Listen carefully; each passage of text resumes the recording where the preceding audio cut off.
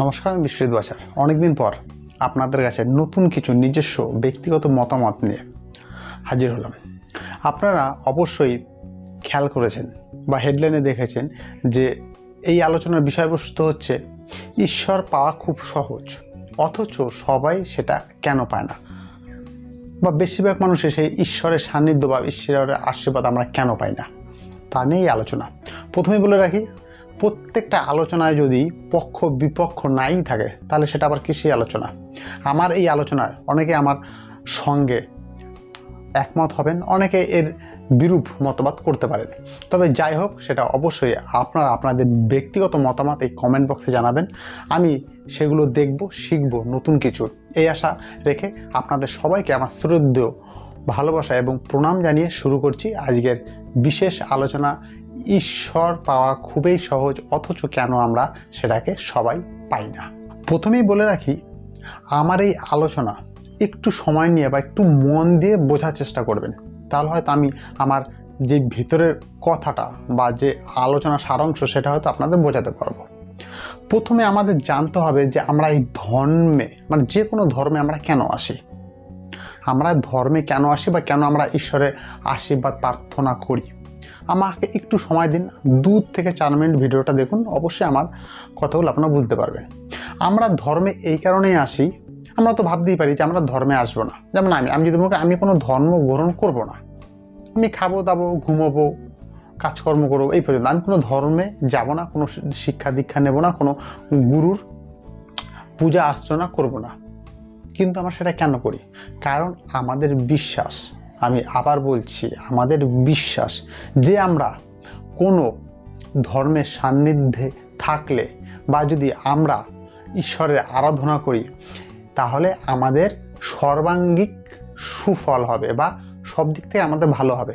যেমন আমরা অর্থনৈতিক দিক থেকে ভালো থাকবো, আমরা স্বাস্থ্যের দিক থেকে ভালো থাকবো, আমাদের কোনো দুঃখ আসবে না, মানে আমরা সব দিক থেকে ভালো থাকবো, আমাদের টাকা পয়সার কোনো অভাব হবে না। যখন আমরা সব দিক থেকে ভালো থাকি তখনই তো লোক আমাদের বলে, বাহ, ওই ছেলেটার বা ওই লোকটার ঈশ্বর ওকে দুহাত ভরে দিয়েছে, মানে ও সব দিক থেকে ভালো, অথচ ঈশ্বর ওকে দুহাত ভরে দিয়েছে। এইটা মানে সব দিক থেকে ভালো থাকার জন্যই আমরা ঈশ্বরের আরাধনা করি, গান কীর্তন করি, ঈশ্বরের গুণগান করি, আবারও যাবতীয় যা যা আছে ঈশ্বর পাওয়ার জন্য যেগুলো করতে হয় সেগুলো আমরা সকলে করি। কিন্তু আমার প্রশ্ন হচ্ছে এই জায়গায় যে আপনি দেখবেন যে ঈশ্বরকে পেতে যেগুলো লাগে, মানে বেসিক আমরা মনে করি যে ঈশ্বরকে পেতে এগুলো লাগে, যেমন কি ঈশ্বরের গান কীর্তন করা, সারাদিন ঈশ্বরকে নিয়ে পড়ে থাকা, তার নাম কীর্তন চারিদিকে ছড়িয়ে দেওয়া, মালা জপ করা, উপোস থাকা, ইত্যাদি ইত্যাদি ব্যাপার। এগুলো না করেও কেউ এগুলো না করেও কেউ দেখবেন তার সর্বাঙ্গিক ভালো আছে, অর্থাৎ তার অর্থনৈতিক অবস্থা কোনো খারাপ নেই, তার সুখ আছে, তার শান্তি আছে, তার গাড়ি আছে, তার বাড়ি আছে, তার কোনো দিকে কোনো অভাব ঈশ্বর রাখেনি। অথচ সেই লোক কোনো ধর্মে যায় না, কোনো কর্মে যায় না, ঈশ্বরের গুণগান করে না, কীর্তনে যায় না, কিচ্ছু করে না, গান কীর্তন করে না। তাহলে সেই লোক ঈশ্বরের আশীর্বাদ বা ঈশ্বর পেল কি করে? যেহেতু তার সর্বাঙ্গিক সুন্দর, তার সব কিছু আছে তার কাছে, তার কোনো অভাব নেই, তার মানে সে ঈশ্বরের আশীর্বাদ পেয়েছে। তার কোনো কিছু অভাব নেই, মানে সে ঈশ্বরের আশীর্বাদ পেয়েছে। তাহলে সেই ঈশ্বরের আশীর্বাদ পেল কি করে? আমার কথা হচ্ছে, গুণগান, গান কীর্তন, ঈশ্বরের নাম গান ছাড়াও কেউ সব কিছু পাচ্ছে, তার কোনো কিছু অভাব নেই। সেইটা কেন? এইটা জানলেই আমরা আমাদের এই যে আলোচনার মূল বিষয়বস্তু তাতে ঢুকতে পারবো, যে ঈশ্বর পাওয়া খুব সহজ, অথচ সবাই সেটা পায় না। এইবার আসি মূল আলোচনায়। মূল আলোচনা হচ্ছে কি, আমার ব্যক্তিগত মতামত। প্রথমে আমি বলেছি আমার ব্যক্তিগত মতামত, আপনাদের কোনো নিজস্ব মতামত থাকলে অবশ্যই কমেন্ট বক্সে জানাবেন। আর বললাম আমার পক্ষে এবং বিপক্ষে মতবাদ হবেই, এটাই স্বাভাবিক। যাই হোক, আমরা যারা মনে করি যে হয়তো আমি কীর্তন, গান, ডাঙ্কা বাজানো, আয়রে পাগল সারাক্ষণ পাগল করলে আমরা ঈশ্বরকে পাবো, কিন্তু সেটা আদৌ কি সম্ভব? আমার কাছে এইরকম প্রত্যক্ষ উদাহরণ আছে, যারা কালনার পাগল, পশ্চিমবঙ্গের পাগল, তারা অবশ্যই জানেন বা তাকে চিনবেন। আমার কাছে এমন একজন আছে যা আমার নিজের চোখে দেখা। আমি এর বড় প্রমাণ দিতে পারি যে আপনি যদি সারাক্ষণ পাগল পাগল করেন, পাগলকে নিয়ে ব্যস্ত থাকেন, সারা দেশে পৃথিবীতে পাগল নাম ছড়ানোর চেষ্টা করেন, গান কীর্তন নিয়ে সারা জীবন থাকেন, আপনি ঈশ্বরকে পাবেন না। আপনি যদি আপনার মূল কাজটা না করেন। কি সেটা? আমি এমন একজনকে দেখেছি, যদি কালনা পশ্চিমবঙ্গতে পাগল ধর্ম কেউ এনে থাকে, সেই লোক, আমি যার কথা বলছি, আমি তার নাম এখানে বলতে চাইছি না, অনেকে তাকে হয়তো বুঝতেই পারছেন আমি কার কথা বলছি। আমি শুনেছি বা আমি ছোট্ট সময় দেখেছি, সে এক হাঁটু কাদা ভেঙে অনুষ্ঠান করতে যেত, পাগলের অনুষ্ঠান, পাগলের গুণগান করতে যেত, পাগলকে সব জায়গায় ছড়িয়ে দেওয়ার চেষ্টা করেছে, বা ছড়িয়ে দিয়েছে, দেশ থেকে দেশান্তর, বাড়িতেই থাকতো না। তার সংসার জীবনটা সে ঠিকঠাক করেনি। সংসার জীবন বলতে কি, তার যে বাড়িতে ছেলে আছে, তার যে একটা সংসার আছে, সেটাকে সেই সংসার সে ফেলে দিয়ে সে পাগলে গুণগান করে বেরিয়েছে, শিষ্য করে বেরিয়েছে, আয়রে পাগল করে বেরিয়েছে। অথচ কথা এই জায়গায়, অথচ তার শেষ জীবন ভালো যায়নি। হ্যাঁ, যদি সব কিছু করেই ঈশ্বর পাওয়া যেত, সব কিছু পাওয়া যেত, তাহলে তার শেষ জীবনটা অনেক ভালো থাকতো। আমি অনেক দুঃখের সঙ্গে এটা বলতে বাধ্য হচ্ছি, সে যখন বিছানায় ছিল, অর্থাৎ তার যখন কর্মক্ষমতা হারিয়ে ফেলেছে, সে যখন বৃদ্ধ হয়ে গিয়েছিল, তাকে দেখতে আসার লোকটাও খুব কম ছিল। ইয়েস, তাকে দেখতে আসার লোকটাও খুব কম ছিল। আজকে পশ্চিমবঙ্গে যার জন্য এই পাগলের এত বারবারন্ত, পাগল ধর্মকে সবাই চিনেছে, সেই ব্যক্তির শেষ জীবন খুব ভালো যায়নি। তার থেকেও বড় কথা হচ্ছে, সেই ব্যক্তি কোনো একটা সমাধি পায়নি। হ্যাঁ, তার সমাধিতে কোনো রকম, এখনো যদি আমরা মনে করি তার সমাধিতে যাব, আমরা ফুল চন্দন দিয়ে তাকে শ্রদ্ধা জানাবো, সেই উপায়টুকু নেই। অর্থাৎ সে একটা কারো বাড়িতে একটা সমাধি পায়নি।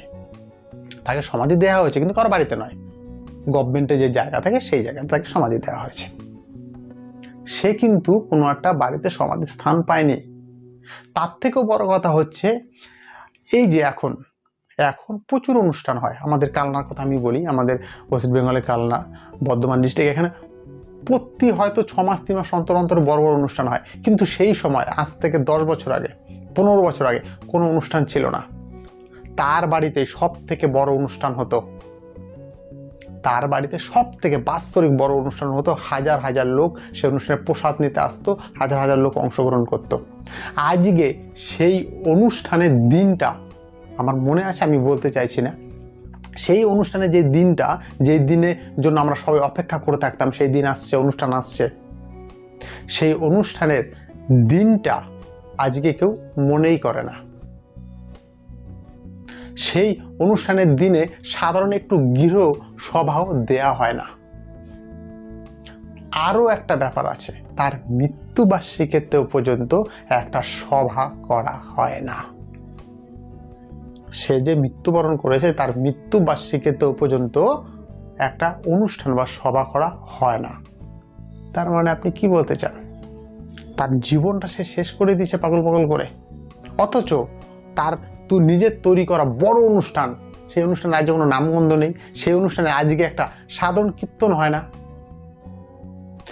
তার যে সমাধি বলে তার কিচ্ছু নেই। সরি, লাইটটা একটু ডিস্টার্ব করছে, আমি একটু দেখে আসছি।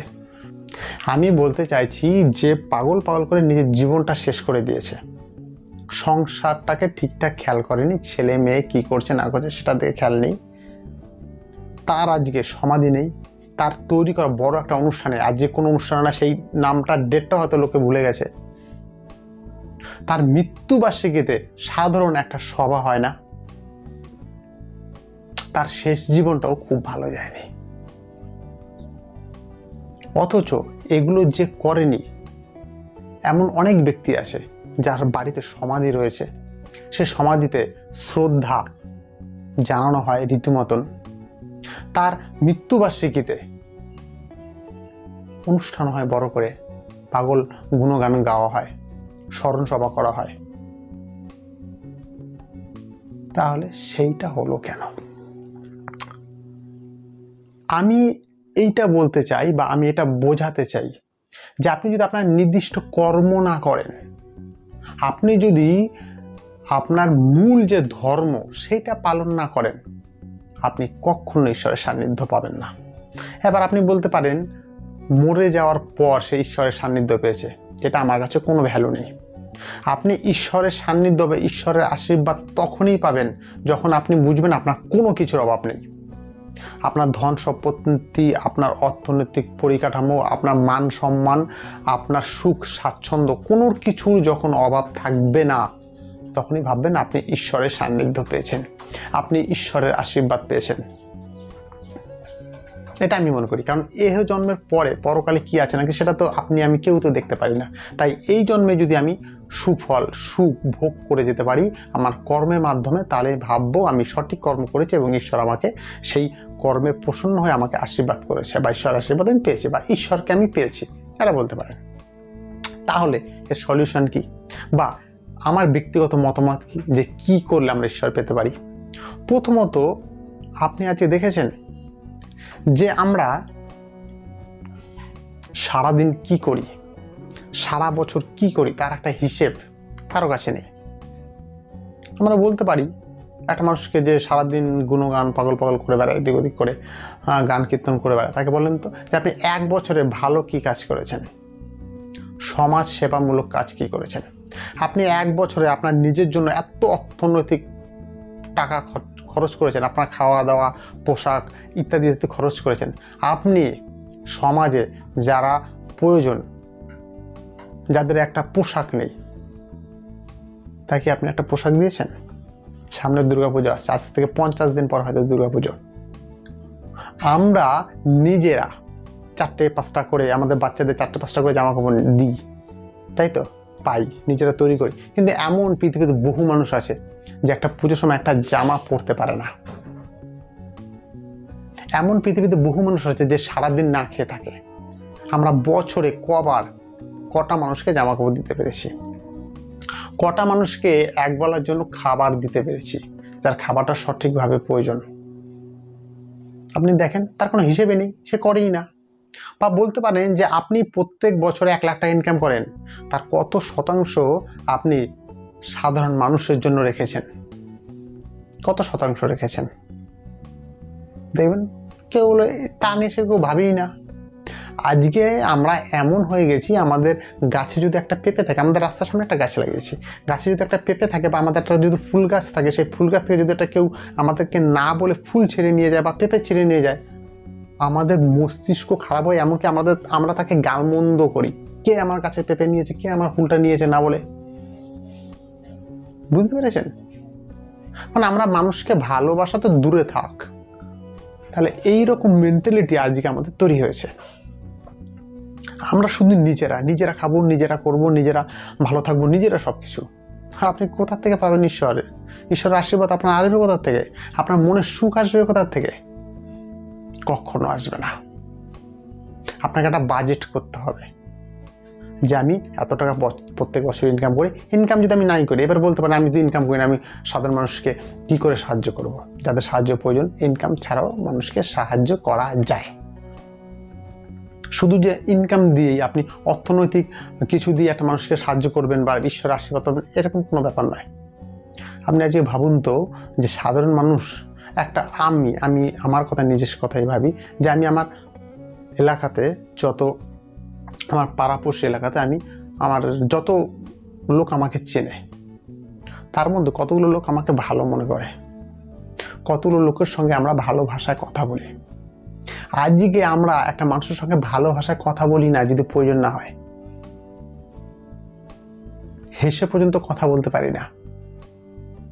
আমাদের কেউ সার্টিফিকেট দেয় না যে ওই লোকটা ভালো, ওদের মুখের ভাষা খুব ভালো, সুন্দর কথাবার্তা বলে, সবার সঙ্গে হাই হ্যালো করে চলে, এটা পর্যন্ত করি না। আমরা এতটা স্বার্থপর হয়ে গেছি, দরকার নেই ওর সঙ্গে কথাই বলবো না আমি।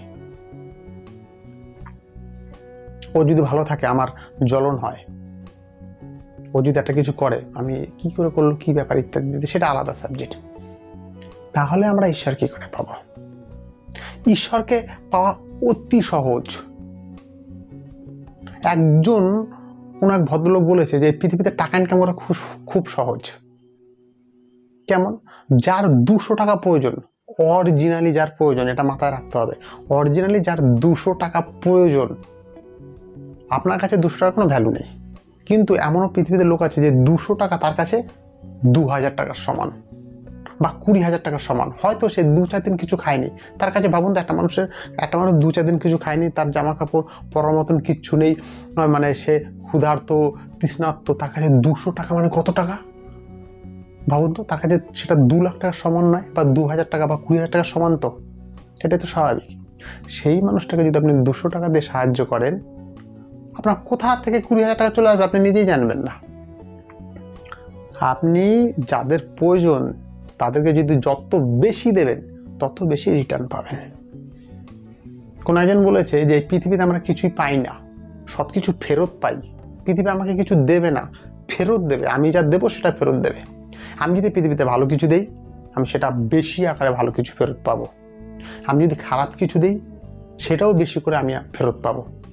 আপনি জানেন, আপনি যদি টাকা পয়সা সবাইকে তাদের প্রয়োজন টাকা পয়সা দেন, আপনার টাকা পয়সা কোনো অভাব হবে না।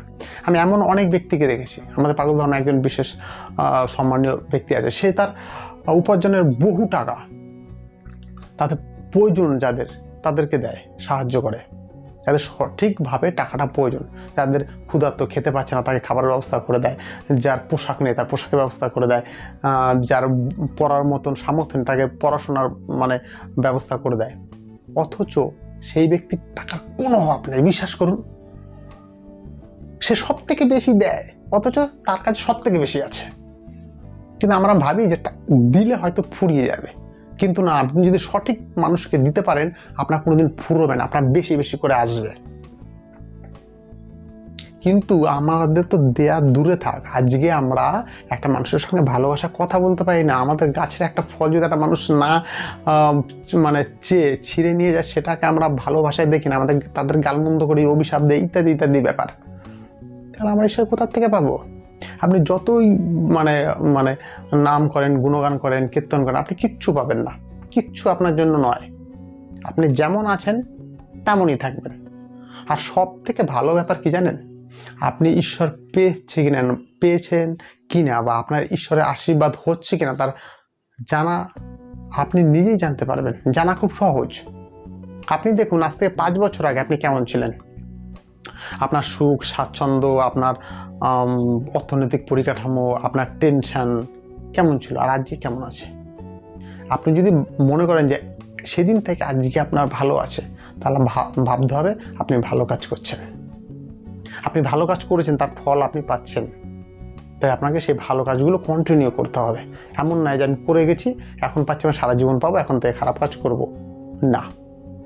আর আপনি যদি মনে করেন যে আমার সুখ নেই, শান্তি নেই, আমার সংসারে অশান্তি, আমি ভালো নেই, আমার টাকা পয়সার অভাব, আমার মান সম্মানের অভাব, আমার সুখ শান্তির অভাব, তাহলে ভাববেন আপনি ঈশ্বর পাচ্ছেন না, ঈশ্বরের আশীর্বাদ আপনার কাছে নেই। আপনি যতই গান কীর্তন করেন, আপনি যতই হরিনাম গুরুনাম করেন, কিচ্ছু আপনার জন্য নেই। আপনাকে সর্বপ্রথম সংসার ধর্ম পালন করতে হবে, মা বাবাকে শ্রদ্ধা ভক্তি করতে হবে।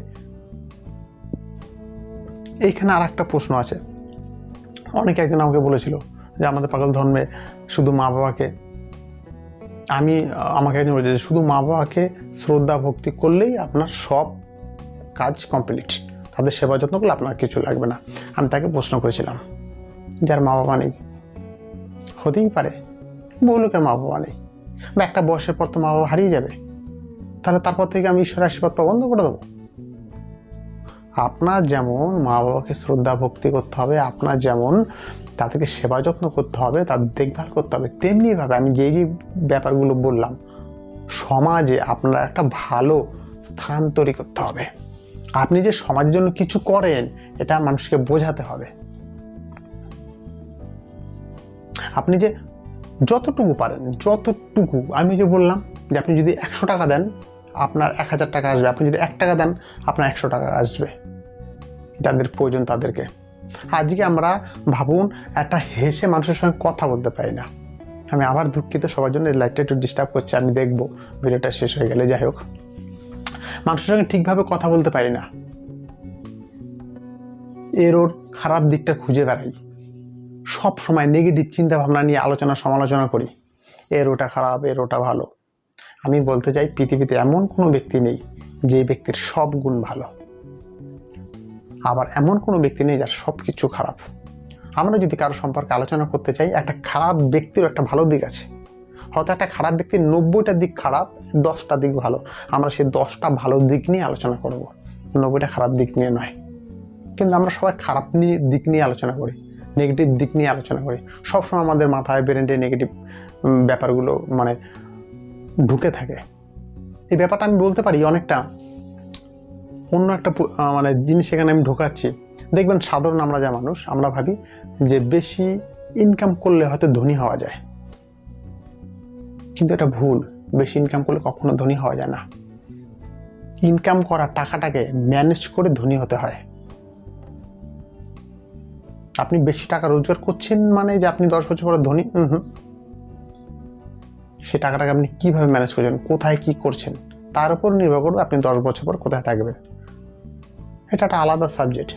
সেই রকম ভাবেই আপনি গুণগান করছেন, মানে হরিনাম করছেন, গুরুনাম করছেন, গান কীর্তন করছেন মানে যে আপনি ঈশ্বরের আশীর্বাদ পাবেন, কখনো না।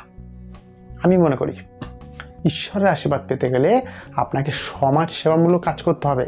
যার সাহায্য প্রয়োজন তাকে সাহায্য করতে হবে। আপনি সাহায্য অনেক রকম ভাবে করতে পারেন। একটা ভিড় রাস্তায় আপনি ট্রাফিক কন্ট্রোল করে মানুষকে সাহায্য করতে পারেন, তাই নয় কি? আপনি একটা মানুষকে রাস্তা পার করে তাকে সাহায্য করতে পারেন। আপনি বলছেন রাস্তা পারে কি সাহায্য হয়? আপনি ভাবুন তো একটা অন্ধ মানুষ রাস্তা পার করতে পারছে না, অথচ তাড়াতাড়ি বাড়ি যেতে হবে, রাত হয়ে আসছে। সেই জায়গায় নিজেকে বসিয়ে দেখুন তো, সেই সময় তাকে যদি কেউ রাস্তা ধরে পার করে দেয়, তার কতটা সাহায্য হলো, তার কতটা উপকার হলো। সেই ঈশ্বরের কাছে কি বলবে, এই ঈশ্বর আমাকে এখন আমি যেতে পারছি না, কি করবো, কাউকে পাঠিয়ে দাও। আপনি যদি তাকে রাস্তার এপার থেকে ওপার দিয়ে আসেন, সে বলবে ঈশ্বর আমাকে স্বয়ং এসে দিয়ে গেছে। আমরা ভাবি ওনাকে পার করে দিলাম, আমার কি লাভ হবে।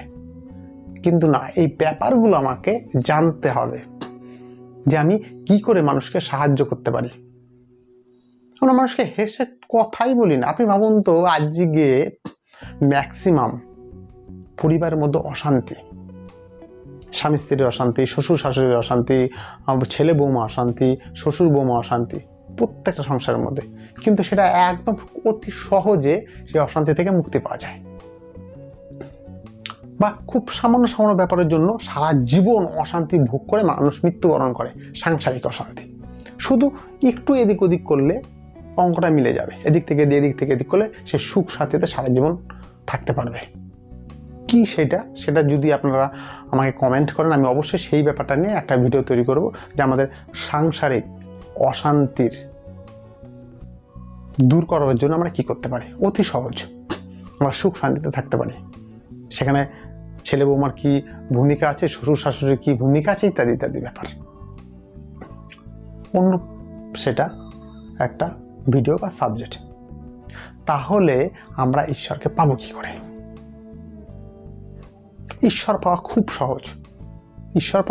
আপনি এই কাজগুলো করুন, আপনি দেখবেন আপনার টাকার কোনো অভাব হবে না। আপনার কাছে টাকা নেই, আপনার কাছে 10 টাকা আছে, ওই 10 টাকার মধ্যে আপনি যদি যার দরকার থাকে 2 টাকা দেন, 2 টাকা যেন আপনার কাছে 20 টাকা চলে আসবে।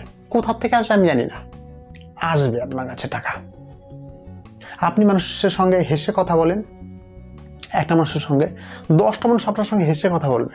আপনি একটা মানুষকে জিজ্ঞেস করেন, দাদা কেমন আছো, বাড়ির সবাই কেমন আছে, তার ভালো লাগবে। বাহ, একটা লোক আমাকে জিজ্ঞেস করছে আমি কেমন আছি, বাড়ির সবাই কেমন আছে।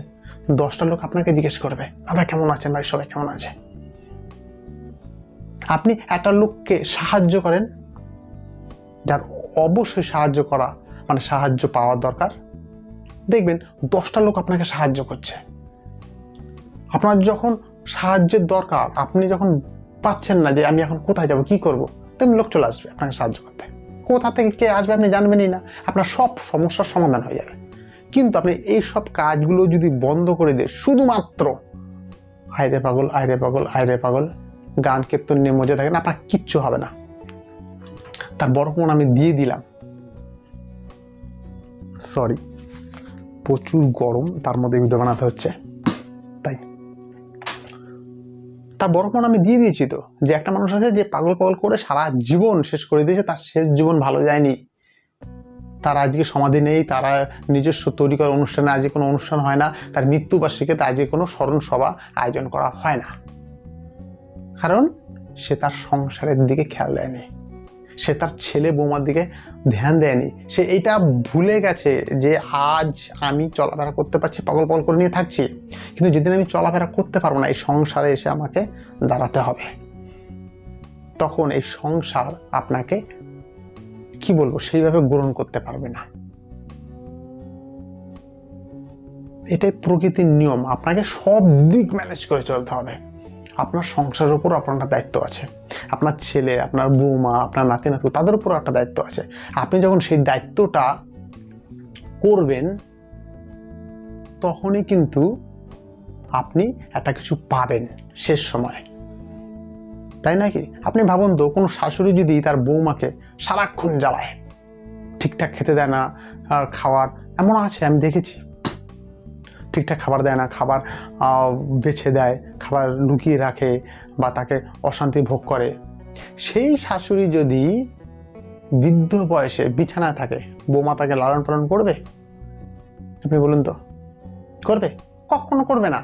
এবার কেউ যদি বলে এই বউটা তার শাশুড়িকে দেখছে না কেন, দেখা উচিত, হ্যাঁ তাকে লালন পালন করছে না, তাকে সেবা করছে না, কেন করছে না সেটাকে জানতে হবে, কারণ এই শাশুড়ি একদিন ওই বৌমাকে অত্যাচার করেছে।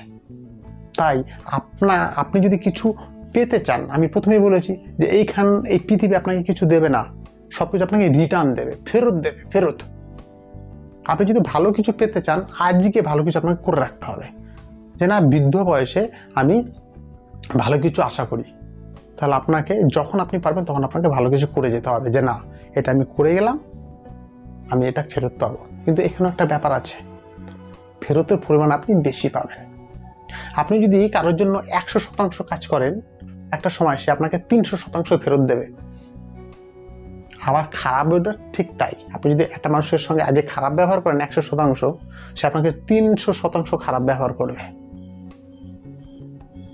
তাই আমাদের ভবিষ্যতে আমরা কি পাবো তার জন্য আজকের কাজটা ইম্পর্টেন্ট। আজকে আমি কি করছি তার উপর নির্ভর করবে যে আমি ভবিষ্যতে কিরকম থাকবো। তাহলে আমাদের এগুলো করা উচিত। আমাদের সমাজে সবার সঙ্গে ভালোভাবে থাকা উচিত, সবাইকে ভালোবাসা বিনিময় করা উচিত, যতটুকু যার যেখানে সামর্থ্য সেখানে সাহায্য করা উচিত। একটা রুটিন বানানো উচিত যে আমি আজকে কি কাজ করেছি, শুধু আপনি এইটুকু একটা রুটিন বানাতে হবে। একটা সাধারণ মানুষ আমরা যদি এইটুকু একটা রুটিন বানাতে পারি যে আমি এই 1 মাসে কি করেছি ভালো, এই 1 মাসে আমি ভালো কি করেছি, লোককে সাহায্য করার মতন কি করেছি 1 মাসে, দেখবেন 1 মাস কেন 5 বছর কেউ পাবে না খুঁজে। আমি যদি বলি এমন মানুষ আছে যে ভাই তুমি আমাকে 5 বছর কি কি করেছো আমাকে একটু জানাও তো, সে জানাতে পারবে না, সে কিছুই করেনি। সে নিজে 5টা জামাকাপড় পরছে, 5টা জামাকাপড় নিচ্ছে, অসামান্য সেটা জামাকাপড়, তার সেটা মাথাতেই নেই। তার সেই ঈশ্বরের আশীর্বাদ পাবে কোথা থেকে? ঈশ্বরের কাছে সবাই সমান, তার কাছে কেউ একটা অসহায় মানুষ যেমন ঈশ্বরের সন্তান, একটা ধনী ব্যক্তিও ঈশ্বরের সন্তান। আর যখন এক সন্তান আর এক সন্তানকে সাহায্য করে তখন মা বা পিতামাতা তাতে সন্তুষ্ট হয়। এটা স্বাভাবিক ব্যাপার নয়? ধরুন একটা ভাই খুব ধনী বড়লোক, এক ভাইয়ের কিচ্ছু নেই, এবার ওই ধনী বড়লোক ভাই যদি ওই যার কিচ্ছু নেই তাকে যদি সাহায্য করে, তাহলে মার একটু ভালো লাগে না, বাবার একটু ভালো লাগে না যে আমার ওই ছেলেটা কিছু কাজকর্ম করতে পারে না, এই ছেলেটা কাজকর্ম করে, ওই ছেলেটাকে একটু সাহায্য করেছে, মা তো মনে একটু শান্তি লাগে যে ওই ছেলেটা ভালো আছে। সেম সেই রকম আমরা যদি পৃথিবীর যারা অসহায়, যারা মানে একটু সাহায্যের প্রার্থনা করে, তাদেরকে যদি আমরা একটু সাহায্য করতে পারি, যে সৃষ্টিকর্তা, যে সব কিছু দেবার মালিক, সে আপনাকে অফুরন্ত দেবে, অফুরন্ত। তার কাছে অফুরন্ত ভান্ডার আছে, আপনি শুধু চাইতে পারলেই হলো। আপনি দিন আপনি পাবেন, আপনি দিন আপনি পাবেন। আপনি যদি বলেন না আমি শুধু চাই, কখনো নয়। আপনি দেখুন, ওই আমি প্রথমেই বলেছি যে যারা ঈশ্বরের গুণগান করে না, নাম কীর্তন করে না, গুণগান করে না, তারা খুব ভালো, তাদের গাড়ি বাড়ি অর্থ সম্পত্তি মান সম্মানে কোনো কিছু অভাব নেই, অথচ তারা ঈশ্বরের ধারে কাছেও নেই। ঈশ্বরের ধারে কাছে নেই বলতে তারা ওই অনুষ্ঠানে গিয়ে পড়ে থাকে না, হরিব্বল করে না। কারণ কি জানেন? কারণ তারা আসল কাজটা করে, কারণ তারা অসহায় মানুষকে সাহায্য করে, যার ক্ষুধার্ত, যার মানে খাবার দরকার থাকে খাবারের ব্যবস্থাটা করে, যার পোশাক দরকার তার পোশাকের ব্যবস্থাটা করে। তারা আসল কাজটা করছে, ওইখানে না গেলেও হবে তাদের। আমাদের ধর্মীয় অনেক অনুষ্ঠান হয়,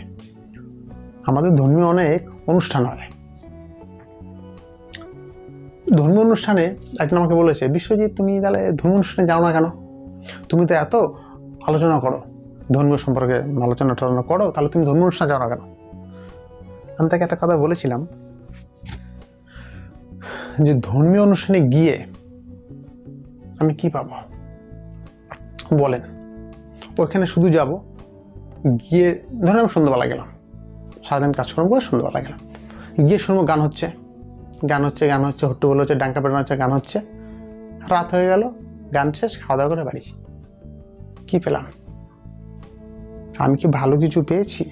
আমি কি এমন কোনো আলোচনা পেয়েছি যে আলোচনা আমাকে বাড়িতে এসে ভাবাবে যে ওই লোকটা তো ভালো এই কথাগুলো বললো, আমার তো তাহলে এগুলো করা উচিত না?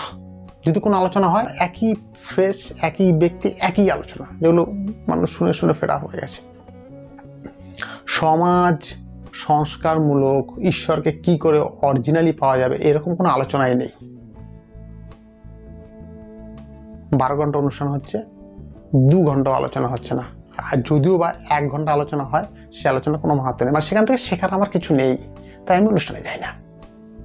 বাংলা কথা, যদি কোনো অনুষ্ঠানে যাই এমনি বলতে পারেন সময় আছে তাই যাচ্ছি, কিন্তু অনুষ্ঠান থেকে আমি যাই কিছু আনবো, আমি একটা ধর্মীয় অনুষ্ঠানে যাচ্ছি, আমি একটা ভালো কিছু আনবো, যার বক্তব্য, যার কথা শুনে আমি বাড়িতে এসে ভাববো যে এই লোকটা তো ঠিক বলেছে, বা এই লোকটার এই কথাগুলো তো আমাদের মেনে চলা উচিত, তাহলে তো আমি ঈশ্বরের আশীর্বাদ পেতে পারি, আমি ভালো কিছু করতে পারি।